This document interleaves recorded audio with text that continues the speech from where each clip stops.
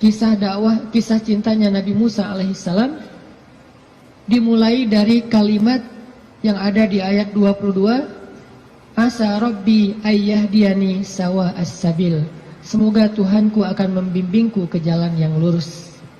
Artinya Nabi Musa itu berserah diri kepada Allah, ya Allah, kalau engkau pertemukan saya kepada seorang calon istri saya, pertemukanlah dengan seorang perempuan yang membuat saya tetap di jalanmu. Kalau engkau memberi saya pekerjaan dan rezeki, berilah saya pekerjaan yang membuat saya tetap di jalanmu. Kalau engkau memberikan saya teman dan sahabat, berikanlah saya sahabat dan teman yang membuat saya tetap di jalanmu. Intinya, sawa asbil, ihdinas siratal mustaqim. Itu fokusnya Nabi Musa. Gak pengen gara-gara cinta, akhirnya keluar dari sawa as-sabil. Gara-gara perasaan, akhirnya keluar dari siratal mustaqim. Ini fokusnya Nabi Musa. Cinta anugerah dari Allah, tapi jangan sampai anugerah itu menjauhkan kita justru dari pemberinya. Sawa as-sabil dan da'a, selalu berada di jalan Allah dan selalu minta sama Allah. Allah itu cemburu kalau kita minta kepada makhluk duluan sebelum Allah. Cemburu kalau kita nyebut nama makhluk duluan sebelum Allah. Cemburu kalau kita berterima kasih kepada makhluk duluan sebelum bersyukur kepada Allah. Allah itu cemburu dan Allah layak untuk cemburu. Sehingga kalau kita minta ke Allah duluan, Allah senang banget. Ya Allah, saya lagi kayak gini, sebutin, baru ikhtiar. Jadi sehari-hari itu jadikan habit kita itu da'a, dikit-dikit Rabbi, Ilahi, Ya Allah, Ya Tuhanku, gitu.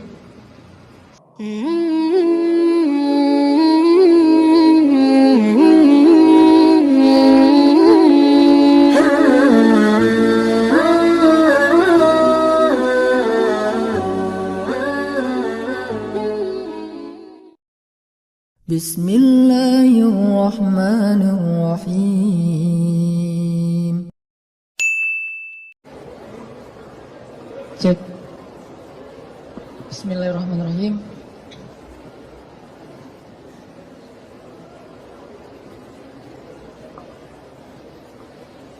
Assalamualaikum warahmatullahi wabarakatuh.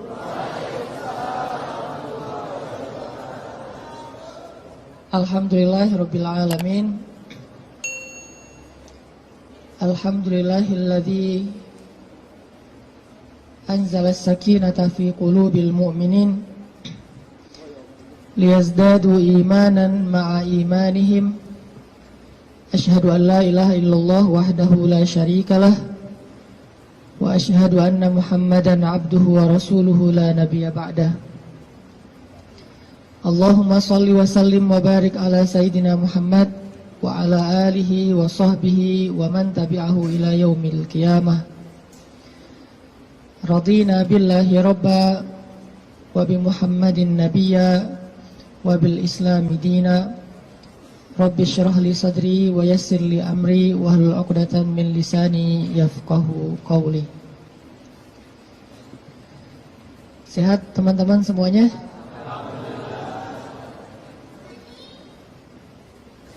Kapan insyaallah? Akad maksudnya? Boleh saya tanya dulu, siapa yang baru nikah?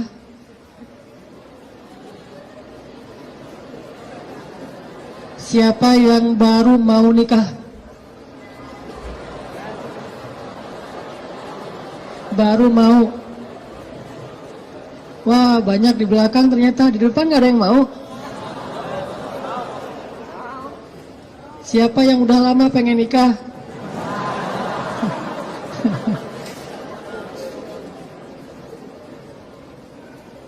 Kalau nikah tuh jangan kepengen ya.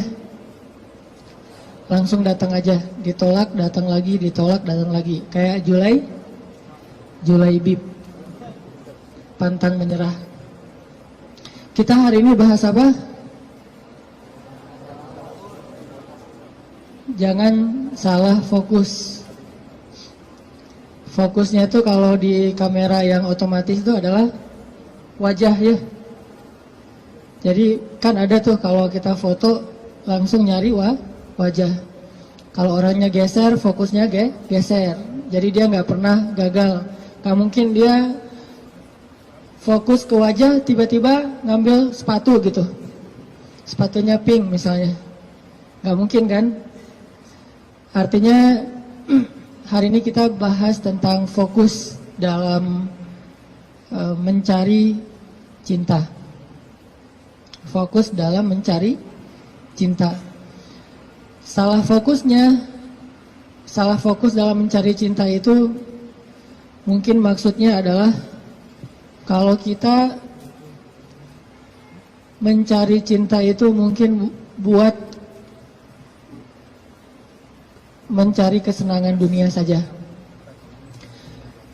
Coba kita belajar mencari cinta itu untuk ngedapatin akhirat. Menurut saya itu lebih true love, lebih endless love. Kenapa? Karena cinta yang paling endless itu adalah cinta yang dibawa sampai ke akhirat.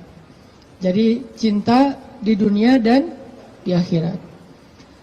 Tapi sebelum kita menemukan cinta-cinta apapun dalam hidup kita, coba kita belajar ngedapetin cinta Allah Subhanahu wa ta'ala. Karena Allah lah yang pemilik segala cinta. Kalau Allah udah cinta kepada hambanya, maka Allah Subhanahu wa ta'ala akan menitipkan rasa cinta di dalam hati semua hambanya untuk orang yang dia cintai. Kalau Allah cinta sama kita, Allah akan titipkan rasa cinta kepada semua makhluk agar mencintai kita. Tapi kalau Allah nggak cinta kepada seseorang, Allah cabut rasa cinta dari semua makhluk, sehingga nggak ada yang mencintai kita kecuali karena hawa nafsu. Jadi kalau kita pengen ngedapetin cinta sejati, cintailah dulu dan raih pula cinta pemilik hati, yaitu Allah Subhanahu wa ta'ala. Jadi hari ini kita akan coba bahas tentang jangan salah fokus dalam mencari cinta. Oke, saya akan angkat kisah cinta Nabi Musa alaihissalam. Ada di surat apa teman-teman? Kisah cinta Nabi Musa. Nabi Musa pernah jatuh cinta? Pernah kepada istrinya. Tahu nggak cerita Nabi Musa ketika pertama ketemu sama pasangannya, sama istrinya? Pernah baca kisah itu? Coba buka surat Al-Qasas, surat 28. Itu kisah cinta Nabi Musa alaihissalam. Surat Al-Qasas, surat Al-Qasas, surat 28 ayat 22. Coba buka aplikasi Al-Qurannya, surat Al-Qasas, surat 28, ayat 22. Saya akan baca dari ayat 22 sampai ayat 28.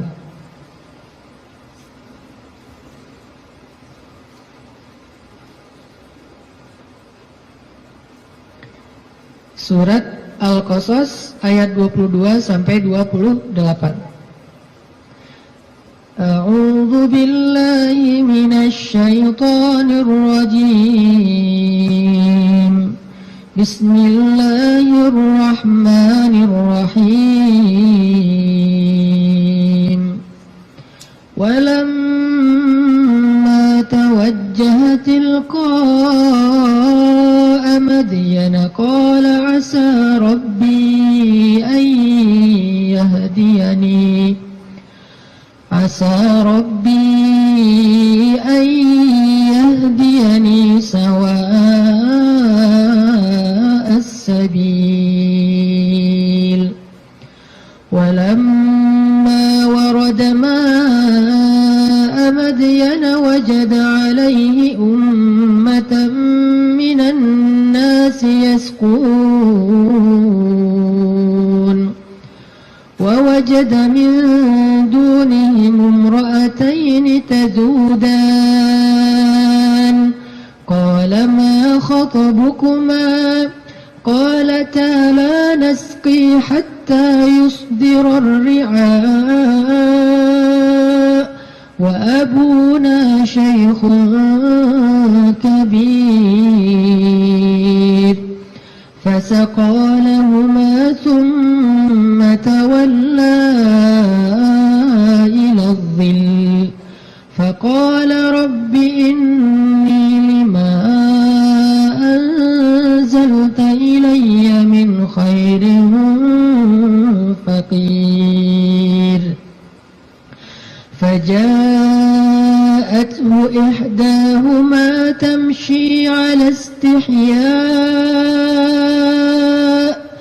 قالت إن أبي يدعوك ليجزيك أجر ما سقيت لنا فلما جاءه وقص عليه القصص قال لا تخف نجوت من القوم الظالمين قالت إحداهما يا أبت استأجره إن خير من استأجرت القوي الأمين قال إني أريد أن أنكحك إحدى بنتي هاتين على أن تأجرني 8 حجج فإن أتممت 10 فمن عندك وما أريد أن أشق عليك ستجدني إن شاء الله من الصالحين قال ذلك بيني وبينك أيما الأجلين قضيت فلا عدوان علي والله على ما نقول وكيل. Dan ketika Musa menghadap ke arah negeri Madian, ia berdoa, semoga Tuhanku membimbingku ke jalan yang benar. Lalu saat ia sampai di sebuah sumber air di negeri Madian itu, ia menjumpai di sana sekumpulan orang yang sedang memberi minum kepada ternaknya. Dan ia melihat di belakang orang banyak itu 2 perempuan yang sedang menambat ternak mereka. Musa bertanya, "Apa yang kalian butuhkan?"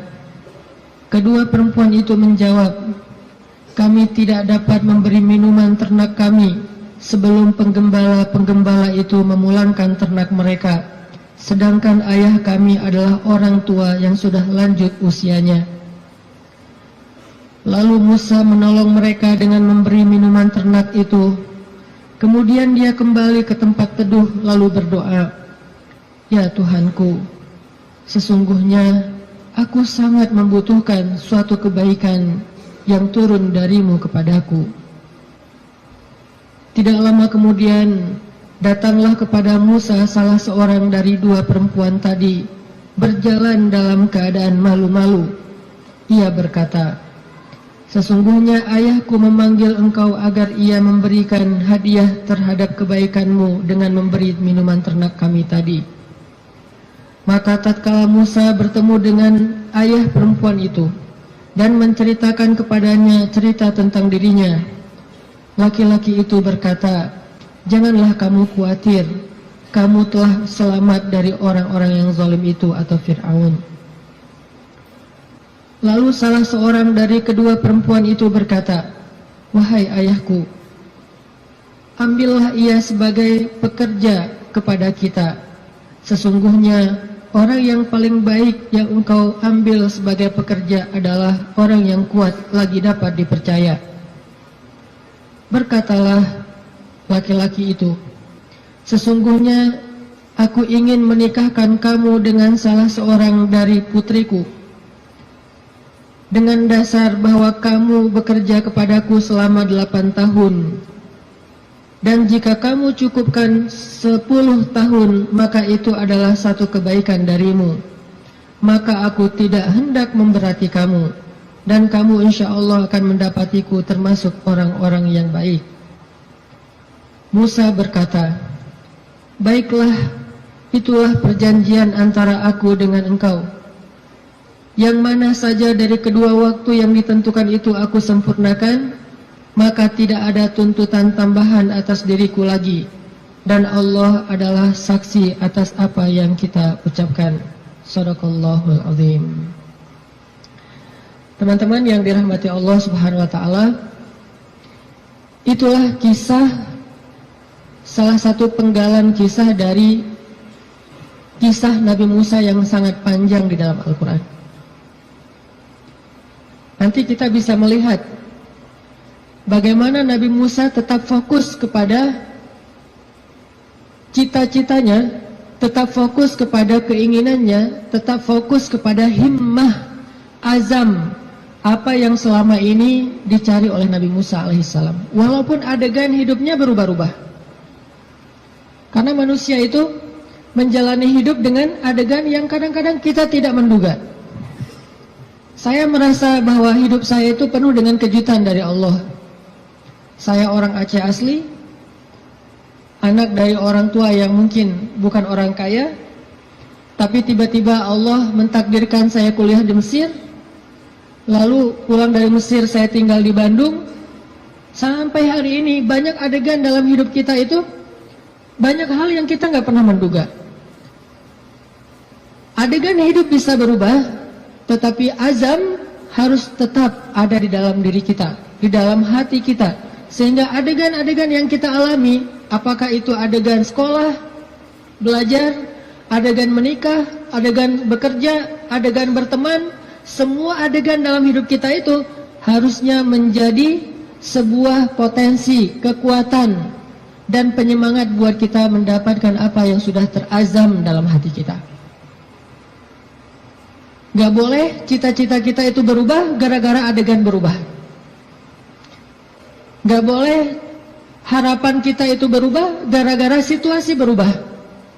Harusnya harapan kita itu kepada Allah Subhanahu wa taala tidak berubah sama sekali, walaupun hidup kita terus dinamis, berubah-ubah sesuai dengan kondisi. Tetapi harapannya tetap sama. Kayak ibarat tadi orang pengen nikah, udah aja fokus nikah. Kalau dia bekerja, niatnya bekerja supaya bisa mempersiapkan mahar yang layak buat calon kekasih. Apa mahar yang layak? Minimal mah 1 miliar, 1 villa, ya, mobil Alphard.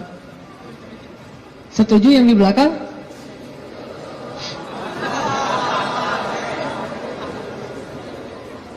Kalau nggak sampai segitu pun minimal 1 motor, rumah kontrakan, sama pendapatan yang cukup untuk kita berdua. Yang saya sebut dengan cukup, kadang-kadang cukup itu lebih baik daripada lebih loh. Benar nggak? Cukup lebih baik daripada lebih. Kalau kita lebih, kita akan beli piring 2, gelas 2, tempat tidur 2. Nggak seru kan? Justru karena cukup, kita beli piring 1, makan sepiring berdua. Gelas 1, minum segelas berdua. Jadi nggak ada cerita gelas papa, gelas mama. Yang ada adalah gelas kita. Kan suka ada tuh di rumah-rumah gelas papa, gelas mama kan ya? Beli di supermarket, ditulis jelas itu. Ini punya siapa, ini punya siapa, udah di tag masing-masing. Kalau mama salah ngambil gelas, gelas papa dipakai sama mama, nanti diminta tukar. Mah, itu gelasnya papa. Oh ya, maaf pak, salah, balik. Akhirnya mamanya minum kopi, papanya minum teh misalnya. Kebalik kan? Harusnya gelas itu 1 berdua. Tolong yang mau nikah ya, di rumah siapkan hanya 1 gelas. Sisanya dikotakin aja, kalau ada tamu baru dikeluarin. Yang kita pakai sehari-hari hanya 1 gelas. Itu cinta yang nyenah. Karena Nabi minum hanya dari gelas yang bekas diminum oleh Aisyah. Kecuali kalau aku agak-agak susah ya. Kalau misalnya gelas, Nabi itu Aisyah minum, setelah selesai Aisyah minum, Nabi akan lihat mana bekas bibirnya Aisyah. Maka Nabi persis akan minum dari bekas bibirnya Aisyah. Masih mikir mau nikah? Kerja untuk mempersiapkan mahar yang layak, nafkah yang cukup. Sekolah untuk belajar bagaimana menjadi suami atau istri yang soleh-solihah. Jadi apapun adegannya, dia jadikan sebagai potensi, semangat, dan kebaikan untuk dia raih apa yang dia harapkan. Itulah Musa alaihissalam. Dia punya sebuah azam, dia punya sebuah cita-cita, ingin membebaskan Bani Israel dari perbudakannya Fir'aun, ingin melakukan revolusi di negeri Mesir, ingin mengajarkan kepada Bani Israel la ilaha illallah, ingin mengajarkan kepada Bani Israel agama Yahudi. Sehingga adegan dia menikah pun, dia mencari seorang perempuan yang bisa mendukung dakwahnya. Jadi dia bukan mencari seorang perempuan yang hanya dia senangi saja, bukan mencari seorang calon istri yang hanya ngeklik doang tuh di hatinya. Tapi dia mencari calon istri, selain ngeklik di hatinya, calon istri ini juga bisa melengkapi dia, menyempurnakan dia, dan menolong dia dalam segala urusan dakwah di jalan Allah Subhanahu wa Ta'ala. Ini namanya fokus. Jadi salah satu yang ditanya itu adalah, mungkin di antara CV yang perlu diketahui, siap nggak kalau ternyata suaminya ini aktivis dakwah? Siap nggak kalau suaminya ini misalnya harus aktif berdakwah, kadang-kadang berkorban dengan harta keluarga untuk kepentingan dakwah? Seperti Rasulullah SAW berdakwah didukung oleh Khadijah. Sungguh kalau tidak ada Khadijah, kayaknya dakwah Nabi itu juga bakalan banyak sekali masalah. Untung Allah Subhanahu wa Ta'ala memberikan pendukung pertama buat Rasulullah, justru yang berasal dari rumahnya sendiri, kekasih sejatinya Rasulullah, yaitu Khadijah. Sehingga ketika Nabi berdakwah, yang mendukung dakwahnya Nabi itu justru Khadijah. Bayangin kalau Nabi berdakwah, justru yang memusuhi dakwah Nabi adalah istrinya sendiri, itu berat banget. Kayak Nabi Lut dan Nabi Nuh alaihissalam. Itu yang paling berat. Makanya kalau kita tadi baca di dalam surat Al-Qasas, kisah dakwah, kisah cintanya Nabi Musa alaihissalam, dimulai dari kalimat yang ada di ayat 22, Asa Rabbi ayyahdiyani sawa as-sabil. Semoga Tuhanku akan membimbingku ke jalan yang lurus. Artinya Nabi Musa itu berserah diri kepada Allah. Ya Allah, kalau engkau pertemukan saya kepada seorang calon istri saya, pertemukanlah dengan seorang perempuan yang membuat saya tetap di jalanmu. Kalau engkau memberi saya pekerjaan dan rezeki, berilah saya pekerjaan yang membuat saya tetap di jalanmu. Kalau engkau memberikan saya teman dan sahabat, berikanlah saya sahabat dan teman yang membuat saya tetap di jalanmu. Intinya, sawa asbil, ihdinas siratal mustaqim. Itu fokusnya Nabi Musa. Gak pengen gara-gara cinta, akhirnya keluar dari sawa as-sabil. Gara-gara perasaan, akhirnya keluar dari siratal mustaqim. Ini fokusnya Nabi Musa. Cinta anugerah dari Allah, tapi jangan sampai anugerah itu menjauhkan kita justru dari pemberinya. Ini fokus Nabi Musa. Asa Rabbi ayyahdiyani sawa as-sabil. Jadi kalau saya nanti ketemu keluarga baru, mudah-mudahan keluarga itu keluarga yang bisa membantu saya untuk terus berada di sawa as-sabil. Kalau saya ketemu calon suami, mudah-mudahan suami itu yang membimbing saya. Waj'alna lil muttaqina imama, membimbing saya tetap di sawa as-sabil, di jalan yang Allah ridhoi. Ini fokus. Dan kalau kita fokus di sawa as-sabil, gak usah khawatir, Allah punya banyak rencana baik untuk kita. Wa yamkurun wa yamkurullah wallahu khairul makirin. Siapapun boleh punya rencana untuk menghalangi kita, tapi Allah adalah sebaik-baik pembuat rencana. Udah ikutin aja sawa as-sabil. Fokus di jalan yang lurus. Sawa itu bahasa lainnya istiwa.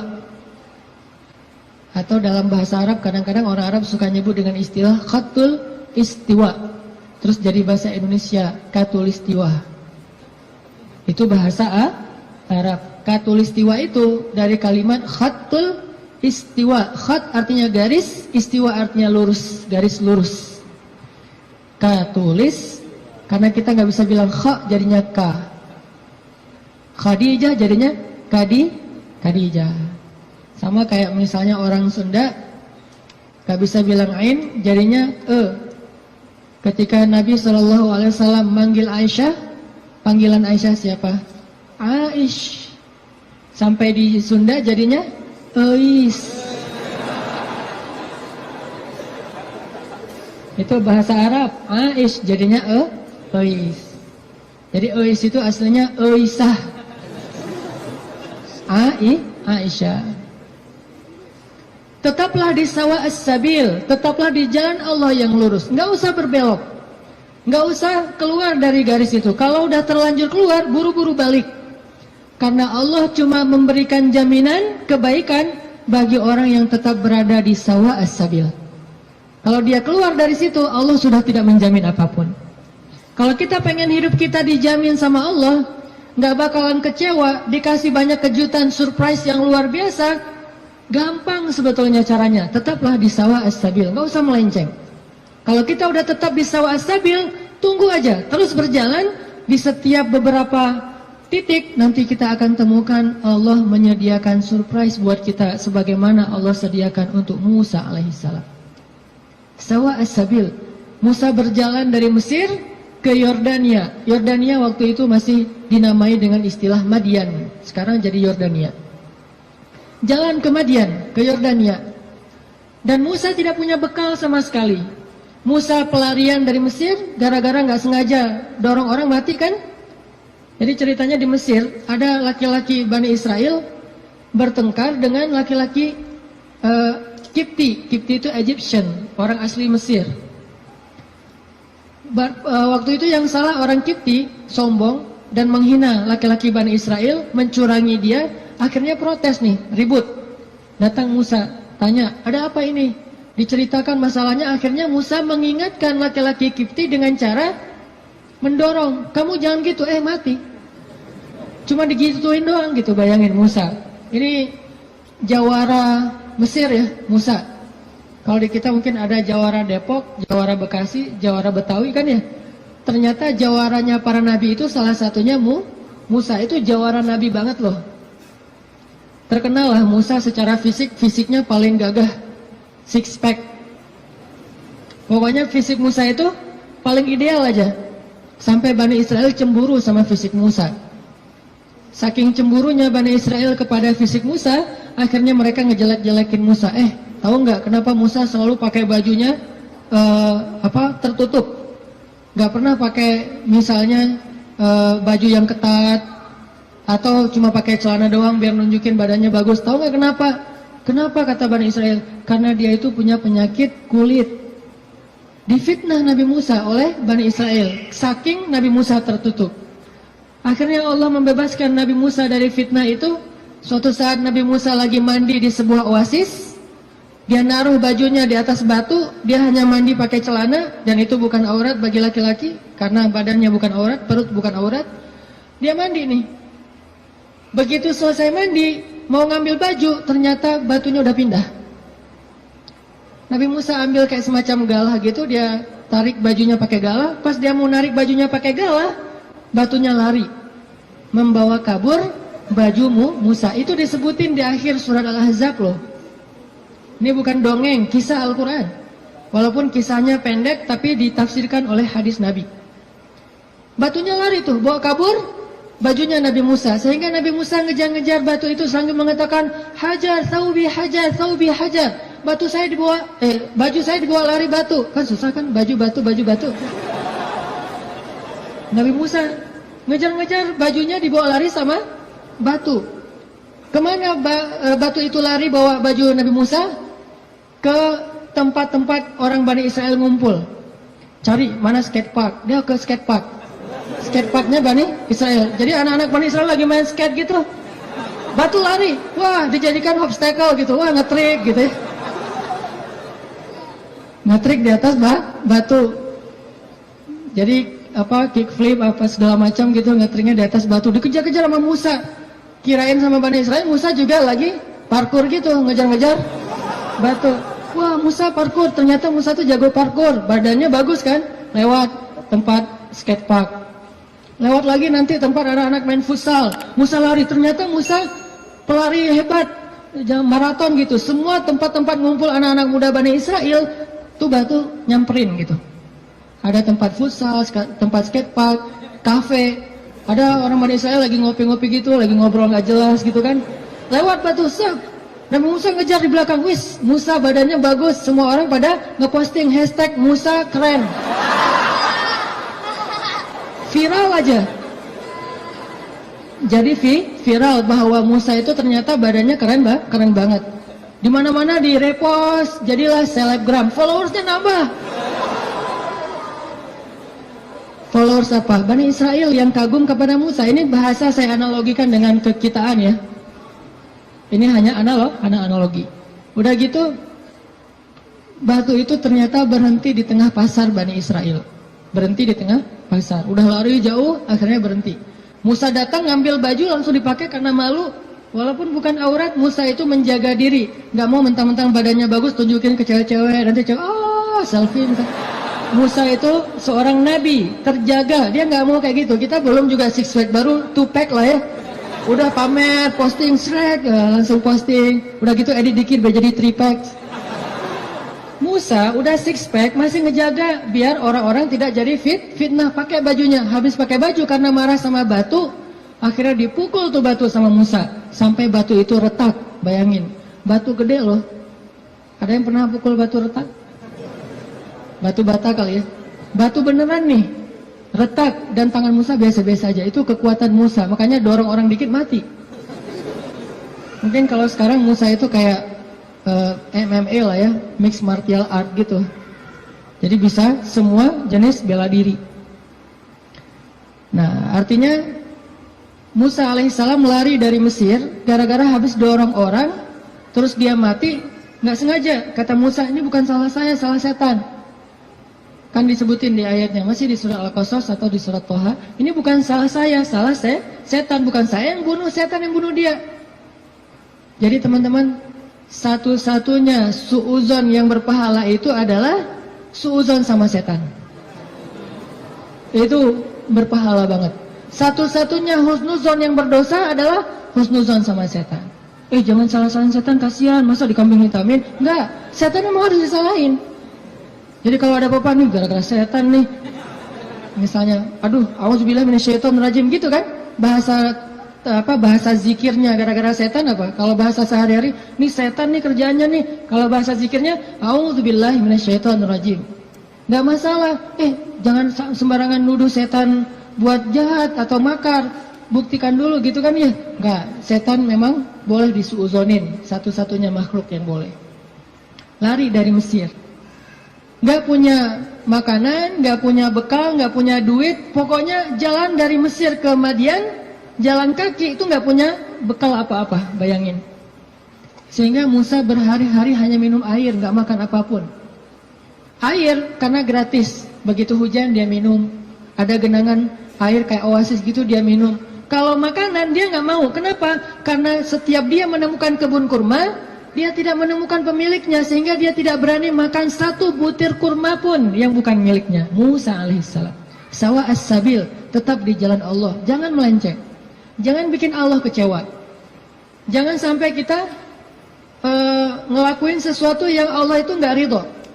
Makan, minum, ikhtiar, ta'aruf dan segala macam. Pokoknya sawa as-sabil. Kalau kita sawa as-sabil, nggak usah khawatir, Allah yang jamin. Musa lapar, nggak metik kurma sembarangan, tetap aja biarin lapar. Sampai di Madian, dalam keadaan lapar banget, hanya minum air putih selama beberapa hari, belum makan. Sampai di Madian, tiba-tiba Musa ngelihat di sebuah oasis yang rindang, ada sekelompok orang penggembala lagi ngasih minum ternak-ternak mereka, onta. Dan yang disebut dengan gembala di zaman para nabi, itu satu gembala bisa punya ratusan ekor onta loh. Jadi bayangin kalau ada 10 penggembala aja nih, berarti lebih dari 1000 ekor onta. Dan tahu nggak berapa banyak onta kalau minum? Onta itu kalau minum hampir seperti gajah. Dan dia minum bukan karena haus. Dia minum itu karena menabung air. Dia nampung air di punuknya. Sehingga kalau dia melakukan perjalanan panjang, dia nggak perlu minum dalam waktu seminggu pun nggak masalah. Karena dia akan mengambil air dari punuknya yang disimpan. Jadi ada penyimpanan air di belakangnya, kayak tangki air gitu. Kayak toren.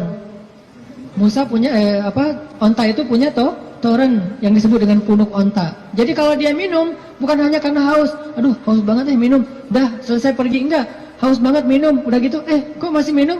Nampung dulu di toren. Ditaruh di toren. Bayangin satu ekor onta punya satu toren. Ada 1000. Berapa lama nunggu ngantrinya tuh? Dah, waktu itu Musa ngelihat di antrian paling belakang ada 2 cewek. Ceweknya solehah. Malu-malu di belakang, megang onta. Onta mereka nggak terlalu banyak, mungkin sekitar 10 atau 15 gitu pegang. Tapi paling belakang nungguin sambil berdiri cilang-cilang gitu. Ini gimana nih gitu-gitu kan bingung kan, cewek berdua di antara banyak cowok. Ini ciri-ciri calon istri ideal tuh gitu. Jadi kalau lihat cewek lagi cilang-cilang, nah ini calon saya nih. Kemana neng? Lagi nunggu angkot. Angkot kemana? Angkot ke Bandung. Ke Bandung mah nggak ada angkot dari Depok gitu. Naik kereta atau naik travel. Oh iya, saya nggak pernah ke Bandung. Ya udah saya temenin, jangan gitu ya.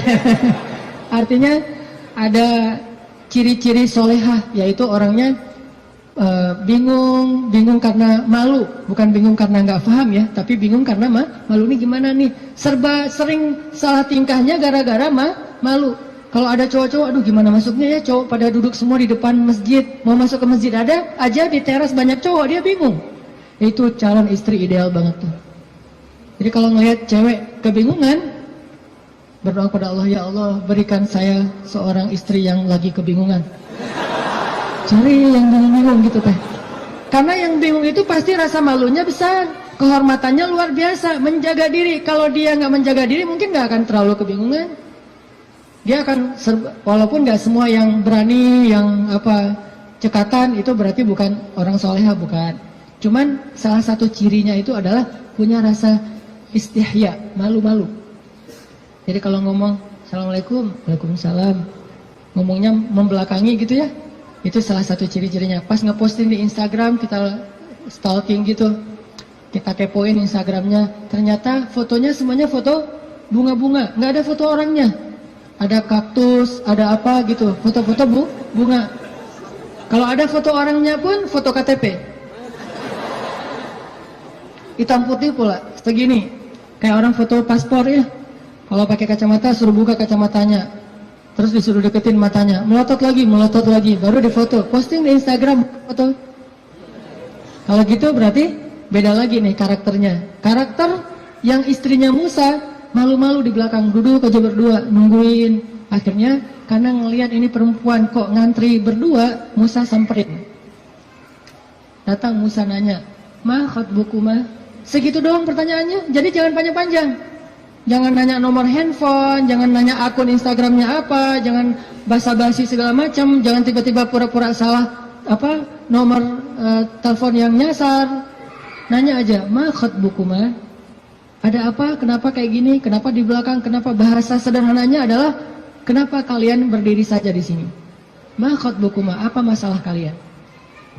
Kedua perempuan ini terus bilang, kami tuh pengen ngasih minum ternak kami, tapi nggak bisa soalnya laki-laki itu banyak yang ngerumunin air dan kami nggak enak kalau mau desak-desakan dengan mereka. Sedangkan ayah kami sudah tua, nggak bisa memberikan minuman ternak. Musa melihat perempuan ini butuh pertolongan, Akhirnya Musa ngambil ternaknya, nggak banyak ngomong. Emang ternaknya namanya siapa? Salah tanya lagi kan ya. Bahasa basinya lebay, salah.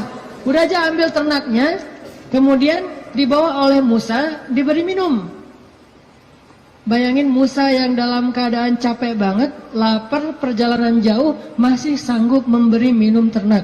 Dan dulu cara ngasih minum ternak, itu ngambil timba, timbanya tuh kayak ember, kalau di kita ember, kalau orang Arab nyebutnya timba. Dalwun itu ember besar, diambil nggak pakai tali, turun ke dalam sumur, sumurnya besar gitu, ngambil air, naik lagi ke atas, ngasih minum kepada onta, turun lagi ke bawah, naik lagi ke atas. Bayangin tuh, lumayan kan? Buat latihan otot. Musa turun naik ke atas bawa minuman untuk ternak. Ada 10 onta, bayangin, minimal 10 ember. Dalam keadaan lapar, lemes, perjalanan jauh, lelah, kurang tidur. Coba kekuatan Musa. Dan itu langsung diketahui oleh cewek-cewek nanti, bilang dia itu orang yang kuat luar biasa. Kasih minuman ternak, udah selesai itu dikasih lagi ke cewek-ceweknya, cewek-ceweknya pada pulang. Jazakallah khair wa iyyakum, pulang aja. Musa setelah mereka pulang nggak pura-pura apa gitu, aduh di sini warung Padang di mana ya, nggak ada yang nanya gitu. Nggak minta kepada perempuan itu balasan apapun. Di sini warung Padang di mana, di sini apa KFC di mana atau apa gitu. Dia cuma menyerahkan onta perempuan itu, kemudian dia kembali ke tempat yang teduh. Sampai di tempat yang teduh, dia berdoa lagi kepada Allah. Apa kata Musa? Kata Musa, Rabbi inni lima anzalta ilayya min khairin fakir. Ya Allah, saya fakir. Fakir itu butuh banget. Ya Allah, saya butuh banget rezeki darimu. Saya lapar. Ngomong ke Allah Subhanahu wa ta'ala. Saya lapar ya Allah, saya butuh kebaikan darimu, karena saya sangat kekurangan sekarang, fakir sekali. Dalam keadaan lagi lelah kayak gitu, Musa kalau ada masalah apa-apa, Robbi, coba bayangin, ayat 22, Robbi, ayat 24, Robbi, ayat-ayat sebelumnya dan sesudahnya juga, Robbi, ada masalah dikit, Robbi, minta kepada Allah. Ketemu seseorang yang mungkin kayaknya ngeklik banget dan soleha nih, atau soleh, jangan ngomong ke dia dulu, ngomong ke pemilik hatinya dulu, Robbi, yang itu tuh. Nanti Allah tiba-tiba ngeklik hatinya, udah jalan, balik lagi ke belakang. Ada apa Kang? Enggak manggil. Kayak tadi ada yang manggil perasaan. Ternyata yang manggil bukan suara, tapi hati, perasaannya yang manggil. Oh, ya, kita kan nggak mau malu-maluin cewek ya. Jadi ngomong kayak gitu tuh kita, oh iya saya tadi manggil, mau nanya, ini kalau mau misalnya masjid yang terdekat di mana ya? Tanya masjid kita sih, biar sotnya gitu ya. Masjid terdekat di mana? Oh, masjid ya, saya pengen sholat jamaah. Saya nggak bisa sih kalau nggak sholat jamaah, orangnya gimana gitu. Mulai kan ya, sholat jamaah.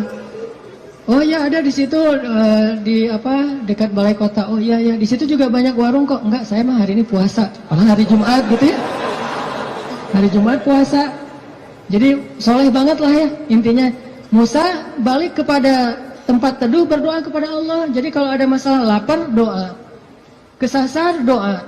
Bingung, doa. Apapun, ilahi. Rabbi, itu sawa as-sabil. Kalau kita mau makan satu buah korma di sebuah kebun, mintanya kepada pemilik kebun. Pak, boleh saya minta satu butir korma? Minta kepada dia. Tapi kalau kita lapar, minta kepada Allah. Allah itu pemilik alam semesta. Bukan cuma satu kebun kurma, tetapi langit dan bumi milik Allah. Minta kepada pemiliknya. Rabbi. Baru setelah itu ikhtiar kepada makhluk. Awalnya ikhtiar ke langit, baru kemudian ikhtiar di bumi. Jadi, teman-teman, pesan moral pertama adalah, kalau kita pengen ditolong oleh Allah, kalau kita pengen Allah kasih banyak kejutan, kalau kita pengen hidup kita itu penuh dengan kebaikan, pesan moral pertamanya adalah sawa as-sabil. Jangan keluar dari jalan Allah Subhanahu wa ta'ala. Jalan Allah itu artinya syariat. Syariat itu dalam bahasa Arab artinya jalan hidup, the way of life, yaitu Islam. Jangan keluar dari jalan Allah. Tetap aja di situ. Pasti Allah kasih. Kalau pengen Pas kita berjalan tiba-tiba ada kejutan dari langit, sawa as-sabil, tetap di situ. Jangan kecewain Allah. Jangan sampai Allah Subhanahu wa taala ngelihat kita ngeposting sesuatu yang Allah nggak suka. Bayangin kalau Allah udah unfollow, semua akan unfollow. Tiba-tiba akun kita jadi kosong, nggak ada followers. Apa arti Allah unfollow? Bara'atum minallah. Awal surat At-Taubah. Allah berlepas tangan. Berlepas tangan bahasa sosmednya unfollow. Lebih parah lagi kalau Allah sudah ngeblok, khatamallahu ala qulubihim. Udah unfollow, diblok pula. Jadi kita japri nggak masuk, contrengnya cuma satu, udah diblok. Kita telepon dialihkan ke nomor yang lain.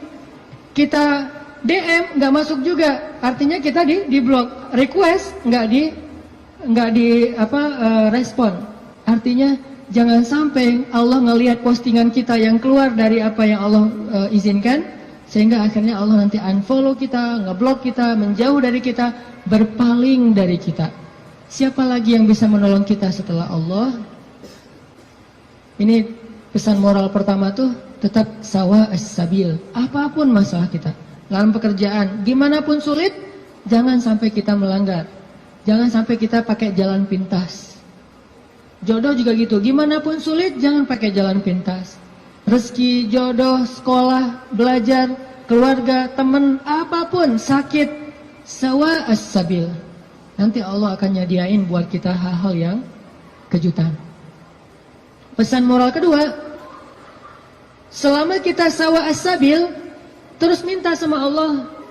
Karena berdoa itu walaupun belum dikabulkan, tetap dia ibadah. Doa itu ibadah, teman-teman. Jadi kalau ada orang yang bilang, jangan banyak-banyak doa, malu sama Allah, mending kita beramal aja. Berarti dia nggak paham. Kalau doa itu dalam Islam, sama seperti orang sholat sunnah 2 rakaat. Makin dia banyak berdoa, makin Allah sayang sama dia. Beda dengan manusia, kalau kita banyak minta, dia jadi kewalahan, jadi malas, tebal gitu. Minta aja nih orang. Kalau dengan manusia, kita banyak minta, dia menjauh. Kalau Allah kita banyak minta, Allah mendekat. Allah senang kepada hamba yang meminta. Masalah sepele, garam kata Nabi. Mintalah kepada Allah walaupun cuma garam. Jadi lagi masak, gak ada garam. Ya Allah, garam. Minta sama Allah. Udah gitu baru beli di warung. Minta dulu. Kenapa minta kok beli di warung? Karena bisa jadi kalau kita hanya membeli garam di warung, lalu kita masak, kita tidak dapat pahala doa. Sedangkan kalau kita berdoa dulu baru beli garam, kita dapat garam plus pahala doa. Dan Allah kasih keberkahan di dalam garam itu. Siapa tahu pas lagi datang ke warung beli garam, yang nungguin warung si Neng, bukan emaknya ya. Mau beli garam, oh kenapa masak kurang garam ya? Tadi minta sama Allah, ya udah gratis aja deh gitu, bisa. Atau bisa juga, udah besok-besok gak usah masak sendiri, biar saya masakin. Kode keras ya. Tapi nggak mungkin juga kayak gitu. Artinya teman-teman, minta sama Allah. Ada masalah dikit, ya Allah. Coba, ini benar-benar jadi kayak habit kita ya. Ya Allah itu jadi habit. Ya Allah, ya Allah. Dikit-dikit, ya Allah. Dikit-dikit, ya Allah. Dan Allah tuh senang banget digituin. Nggak repot sama sekali. Walaupun Allah itu sibuk, tapi Allah nggak repot. Kulla yawmin huwa fi sya'n, fabi'ayyi ala'i rabbikuma tukadziban. Setiap hari Allah itu sibuk. Arti sibuk, sibuk memberikan apa yang diminta oleh hamba-hambanya. Sibuk mengurus hambanya. Emang Allah senang kok ngurus kita. Jadi kalau kita minta ke Allah itu, Allah kayak, ada apa hambaku senang gitu. Bayangin. Walaupun gak tepat, tapi Allah lebih senang.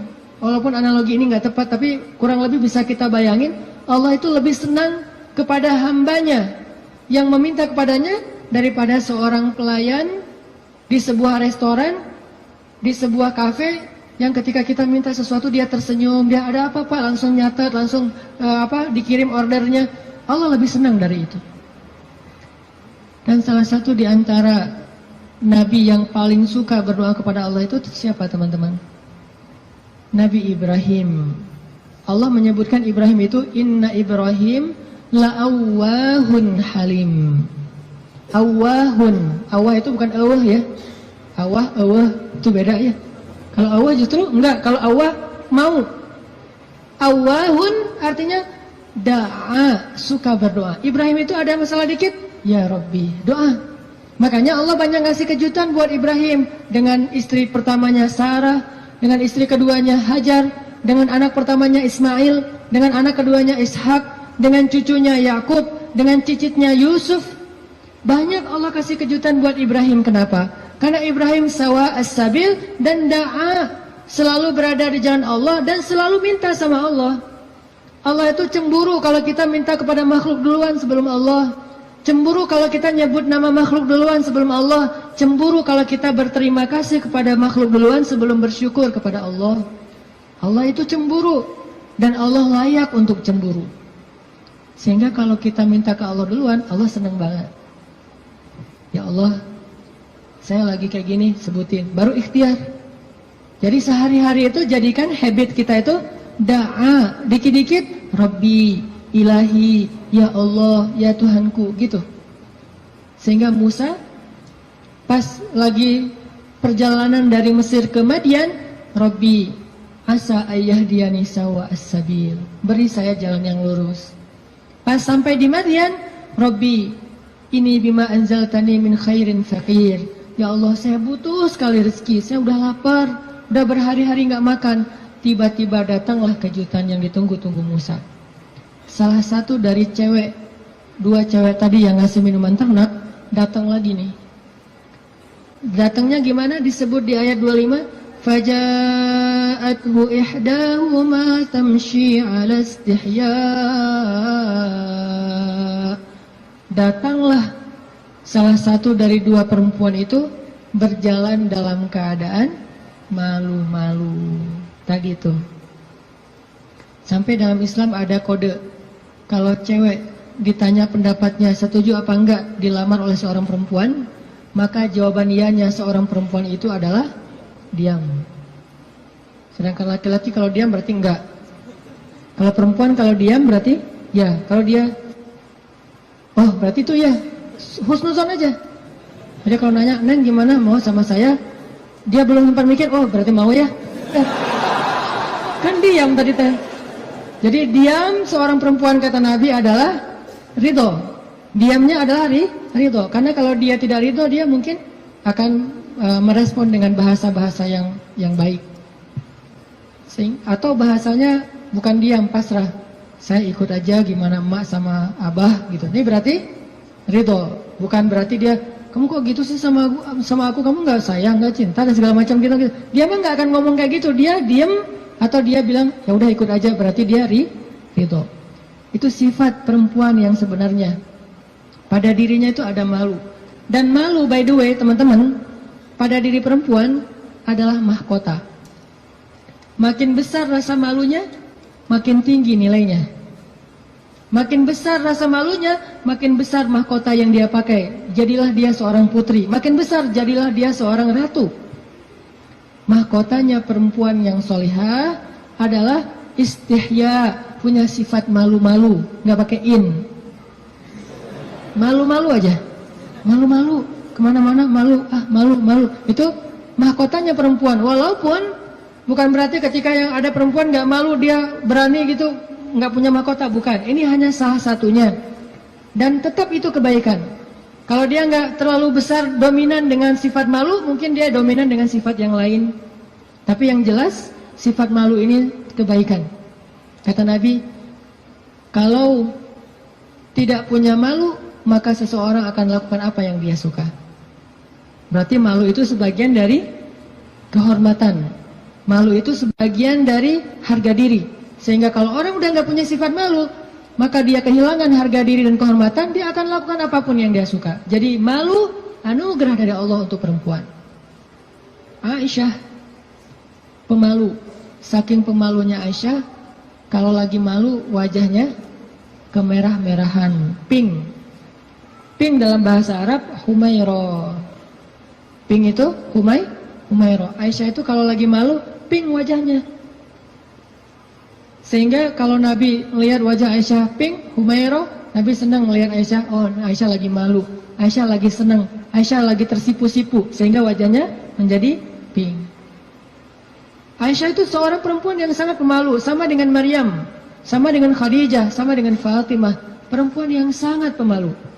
Coba teman-teman renungkan kisah gimana pemalunya Aisyah. Pernah ketika Rasulullah SAW sudah wafat, kan Rasulullah itu dimakamkan di dalam rumah Aisyah. Soalnya SOP para nabi, mereka dimakamkan di tempat mereka wafat, nggak boleh dipindahkan. Itu udah jadi SOP-nya para nabi itu. Jadi kalau meninggalnya di sini, ya udah di sini dimakamin, nggak boleh ke pemakaman khusus tempat lain atau pemakaman umum, nggak boleh. Jadi karena Rasulullah wafatnya di atas pangkuan Aisyah di kamarnya, maka kamar itu jadi tempat Rasulullah dimakamkan, makam di situ, dibuat kayak ruangan. Setiap hari Aisyah duduk di situ, dia buka hijabnya, dia duduk di makam Nabi sambil mungkin dia di situ ngobrol, mungkin dia berzikir, bukan sengaja zikir di dalam makam ya, tetapi dia kangen sama Nabi, duduk di sebelah Nabi, seolah-olah dia pengen mengenang waktu dulu sering zikir berdua sama Nabi sambil Nabi tidur di atas pangkuan Aisyah zikir. Bayangin, kalau kita zikir jomblo itu duduk. Beda ya zikir jomblo sama zikir orang udah nikah. Kalau jomblo zikirnya duduk, tiba-tiba ngeblak ke belakang gitu ya. Kalau udah nikah, zikirnya nggak perlu ngeblak ke belakang, zikirnya sambil berbaring di atas pangkuan kekasihnya. Atau kadang-kadang zikirnya sambil bersandar, jadi punggung dengan punggung, satu menghadap ke utara, satu menghadap ke selatan, sama-sama memberikan punggungnya jadi kayak kursi gitu. Bersandar kepada kekasihnya, zikir. Nanti pas sudah beberapa menit lihat, wah kamu 1000, saya baru 200. Ngapain aja kamu kok 200? Ngaweleng gitu ya. Mikirin kamu, jadi zikirnya 200. Berarti yang zikirnya 1000, kamu mikirin apa? Saya ingat Allah. Wah kamu kenapa 200? Saya ingat kamu. Romantis dalam zikir. Artinya Aisyah tuh teringat masa-masa zikir dengan Rasul, sholat sunnah bareng dengan Rasul. Kan saya sering cerita tuh, Rasulullah kalau malam tahajud, beliau sholat tahajud sendiri dulu, nggak ngebangunin Aisyah. Kenapa? Karena tahajud Nabi itu di atas standar manusia biasa. Kalau ngebangunin Aisyah, kasihan, nggak akan kuat Aisyah. Ini sayangnya Nabi kepada Aisyah, sampai dalam bab ibadah aja diringankan, selama tidak melanggar syariat. Nabi nggak mau ngeberatin Aisyah sholat tahajud bareng dengan Nabi. Aisyah, tahajud yuk. Hayu, kata Aisyah. 1 rakaat Al-Baqarah, Al-Imran, An-Nisa, Al-Maidah, Al-An'am. Siapa yang kuat? Nggak usah Aisyah, Abdullah ibnu Mas'ud aja pernah jadi makmum dadakan di belakang Nabi, itu hampir batal sholatnya. Wah, Nabi lagi sholat tahajud, nggak makmumin udah aja makmumin. Nabi baca Alif Lam Mim, Dzalikal Kitabul La Raiba Fi. Abdullah masih antang-antang aja. Lama-lama kok udah setengah juz ya perasaannya. 1 juz, 2 juz, sampai selesai Al-Baqarah. Mulai ini Abdullah curiga nih, masuk lagi Alif Lam Mim, Ali Imran. Masuk lagi Ya Ayuhan Nas, An-Nisa. Masuk lagi Al-Maidah. Masuk Al-An'am, 7 juz 1 rakaat. 7 juz 1 rakaat. Kita 1 rakaat 7 surat. An-Nas, Al-Falaq, Al-Ikhlas. Dari ujung aja pokoknya 7 surat. Ini 7 juz 1 rakaat. Atau kadang-kadang kita 7 rakaat 1 surat, yaitu Al-Ikhlas terus. Asal sholat pasti Al-Ikhlas. Walaupun kalau dia membaca Al-Ikhlas itu karena cinta kepada surat itu, dia akan masuk surga dengan surah Al-Ikhlas. Masalahnya kita benar nggak sih cinta ke Al-Ikhlas? Kan kita suka pakai hadis sahabat itu ya. Ada sahabat kalau ngeimamin pasti bacanya Al-Ikhlas tuh kan. Sahabat aja bacanya Al-Ikhlas mulu. Sampai dilaporin ke Nabi, ya Rasulullah dia tuh kalau ngimamin kurang variatif Kurang variatif gimana? Ayatnya monoton, Al-Ikhlas aja nggak ganti-ganti. Dipanggil sama Nabi, kenapa kamu bacanya kok Al-Ikhlas aja nggak yang lain? Ya Rasulullah, saya cinta dengan surat itu. Nah di surat itu disebutin sifat-sifat Allah. Nabi tersenyum mengatakan, kamu masuk surga karena apa yang kamu cintai. Pertanyaannya, kita gitu atau ada modus lain? Al-Ikhlas itu nggak perlu mikir dan cepat kan? Jadi bukan karena cinta banget dengan Al-Ikhlas. Ini harus jujur nih. Nabi sholat tahajud, udah selesai tahajud, baru ngebangunin Aisyah pas witir. Jadi Aisyah itu diajak sholatnya pas witir. Aisyah, witir yuk. Kan Aisyah manja-manja gitu kan ya.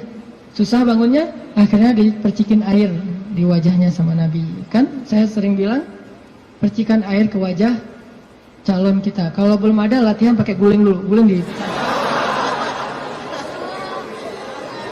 latihan, biar pas mercikinnya itu enak gitu. Kalau ini ada lebih rezeki sedikit, beli nano spray. Kan enak tuh malam-malam nano sprayan. Jadi masuk ke pori-pori langsung segar gitu. Nah, artinya Rasulullah memercikan air ke wajah Aisyah. Ayo Aisyah tahajud. Akhirnya witir bareng. Setelah selesai witir, kan Nabi itu kalau sholat tahajud itu ini ada tutorial tahajud ala Rasulullah ya. Kan tahajud bebas sebetulnya, tapi Rasulullah juga punya style sendiri tahajudnya. Sahabat-sahabat masing-masing punya style. Ada tahajud di atas atap. Siapa itu? Bilal. Bilal kalau tahajud pasti di atas atap rumah. Umar kalau tahajud pasti depan rumah. Bukan di dalam rumah, di depan. Dia keluar dari rumahnya, tahajud di depan rumah. Bacanya kenceng-kenceng. Bismillahirrahmanirrahim. Satu Madinah bangun gara-gara suara Umar. Kalau Abu Bakar tahajudnya di musolanya sendiri, khusyuk sendiri, nggak mau ketahuan orang. Ini gayanya beda-beda. Gue dengan gaya gue gitu ya.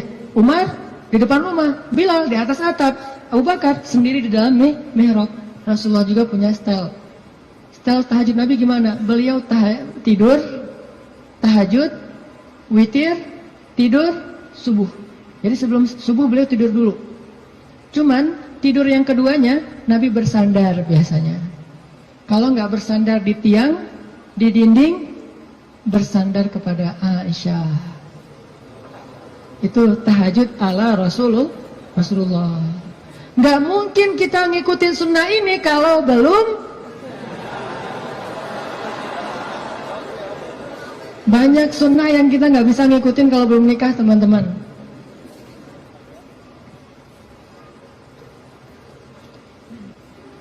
Ya, waktu jam 11.25, sebentar lagi ya, 5 menit aja lagi. Ini kisah Musa. Lanjut ya, dipotong ya. Jadi Nabi SAW itu dengan Aisyah, kalau tahajud membangunkan Aisyah dan tidak membiarkan Aisyah, artinya Nabi SAW mengajarkan kepada kita bagaimana beliau memperlakukan istrinya, bagaimana rumah tangga beliau, yang itu kemudian menjadi kebaikan kepada Allah. Jadi mendapatkan istri untuk lebih dekat kepada Allah, biar bisa tahajud bareng. Coba bayangin teman-teman, kita pengen nikah, kenapa kamu pengen cepat-cepat nikah? Karena pengen buka puasa berdua. Bentar lagi Ramadan nih, masa puasa sahur masih sendiri kan? Kenapa kamu pengen nikah? Pengen tahajud berdua. Kenapa kamu pengen nikah? Pengen ngaji berdua, store hafalan. Suaminya hafal surat Al-Ikhlas, store gitu ke istrinya. Kan baru hijrah, Al-Ikhlas dulu kan? Al-Fatihah, Al-Ikhlas. Nanti istrinya store-nya apa? Surah Al-Isra. Ternyata istrinya hafizah. Ya, suaminya baru hijrah. Jadi Al-Ikhlas versus Al-Isra. Beda banget kan? Al-Ikhlas juga masih banyak salah, kulawahan gak lewat-lewat gitu. Atau kuliah ayyuhal kafirun gak khatam-khatam, muter. Kan la abudu mata abuduan terus aja di situ kan? Ini karena belajar, baru belajar. Istrinya udah Al-Isra, Maryam, Toha, Qasas segala macam. Kenapa pengen nikah? Karena pengen bareng mendekat kepada Allah SWT. Itu yang di Musa cari. Akhirnya perempuan itu datang menemui Musa, sebagaimana Aisyah sangat pemalu. Tadi nggak tuntas ceritanya, next time insya Allah. Datanglah perempuan itu kepada Musa bilang, ayahku pengen ngundang kamu dinner di rumah. Itu bahasa kita mah, di dinner atau lunch lah di rumah, makan siang gitu. Kayaknya sih dinner, udah sore soalnya. Makan malam di rumah. Oh iya, jalan nih. Tahu gimana cara jalannya? Musa di depan, cewek itu di belakang. Nggak dibalik, cewek di depan, Musa di belakang. Nggak. Etika jalan laki-laki perempuan yang belum muhrim, perempuan di belakang, laki-laki di depan. Supaya apa? Supaya tidak melihat bagaimana cara jalannya. Terus kan Musa nggak tahu rumahnya kemana, gampang, tinggal di Sherlock aja. Kalau nggak Sherlock, kitanya yang jadi Google Map gitu, jadi kayak Waze gitu. Belok kanan, turn right, turn left, after gitu. Tinggal Musa belok kanan, belok kiri. Yang penting Musanya di depan, perempuan itu di belakang. Dan itu etika yang luar biasa. Sehingga perempuan ini menyimpulkan, laki-laki ini selain kuat, ternyata amanah, nggak caper. Nggak sosok dekat gitu kan, kita lagi di perjalanan daripada kamu diganggu orang biar aku jagain. Enggak. Musa itu orang yang sangat amanah. Jadi kalau belum nikah aja dia sangat jaga, jangan sampai membuat perempuan ini tercela, apalagi setelah menikah. Sampai di rumah, cewek ini ngomong ke ayahnya, ya abah, bapak gitu ya, ya abati. Itu laki-laki itu kuat dan amanah loh. Kalau ayah butuh pekerja, kayaknya dia yang paling tepat jadi pekerja di rumah kita. Ini sebetulnya kode. Perempuan kalau ngomong dengan bahasa kayak gini, berarti dia perhatian. Kalau dia udah bisa menyimpulkan dia kuat, dia amanah, dia tepat sebagai pekerja, berarti dia perhatian. Kalau enggak, dia nggak akan ngasih komentar. Ayahnya paham. Ini bahasa elegan orang zaman dulu. Kalau sekarang kan, ya pengen nikah, gitu kan vulgar kan ya. Kalau dulu kode tuh, ya itu kayaknya cocok bekerja ke kita. Kata ayahnya, oh ya nanti ayah bicara sama dia. Ayahnya bukan menawarkan Musa bekerja, tapi menawarkan Musa nih nikah. Saya akan nikahkan kamu dengan salah satu dari putri saya. Terserah kamu yang mana yang kamu sukai. Maharnya bekerja kepada saya selama 8 tahun. Akhirnya Musa pun menikah dengan salah satu dari 2 perempuan itu. Dan perempuan inilah yang mendampingi Musa untuk berdakwah di Mesir melawan Fir'aun. Dan inilah kisah yang luar biasa. Nabi Musa mencari cinta itu untuk lebih dekat kepada pemilik cinta.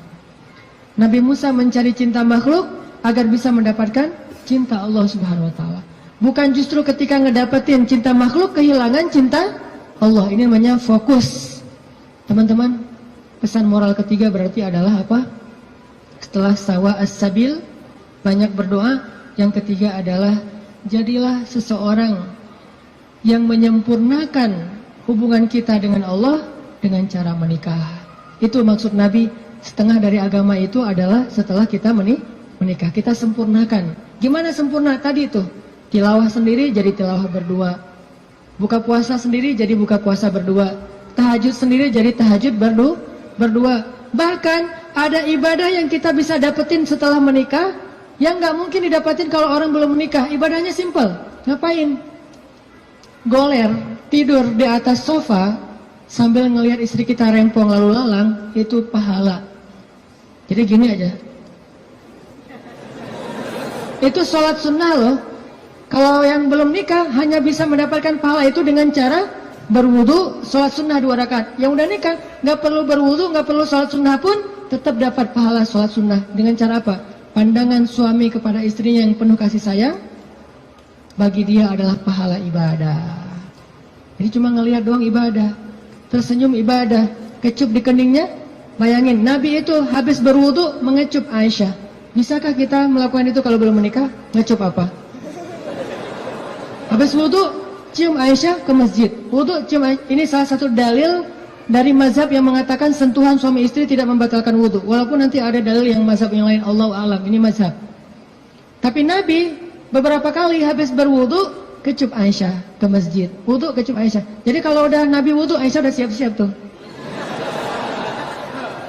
Para istri, kalau suaminya lagi berwudu, maka siap-siaplah kalian, karena sebentar lagi dia akan ke masjid dan lupa mengecup gitu. Biasanya kalau habis wudu, Nabi itu ngecup istrinya, dikecup di keningnya atau di pipinya ke masjid, kecup kening pipi ke masjid. Itu sunnah pahala yang tidak didapatkan kecuali dengan menikah. Setengah dari agama itu ada di dalam pernikahan, sisanya ada dalam status jomblo. Setengah-setengah lah ya. Jadi kalau mau utuh, pernah mengalami masa jomblo yang berat gitu, derita jomblo, kifarat dosa kan ya. Setelah itu nanti mendapatkan setengahnya lagi setelah saya terima nikahnya Fulanah binti Fulan dan seterusnya. Itu teman-teman, maaf nggak tuntas cerita Musanya. Insya Allah nanti dilanjutkan di kesempatan yang lain, bisa lewat streaming mungkin atau dalam kesempatan-kesempatan yang lainnya. Barakallah. Assalamualaikum warahmatullahi wabarakatuh.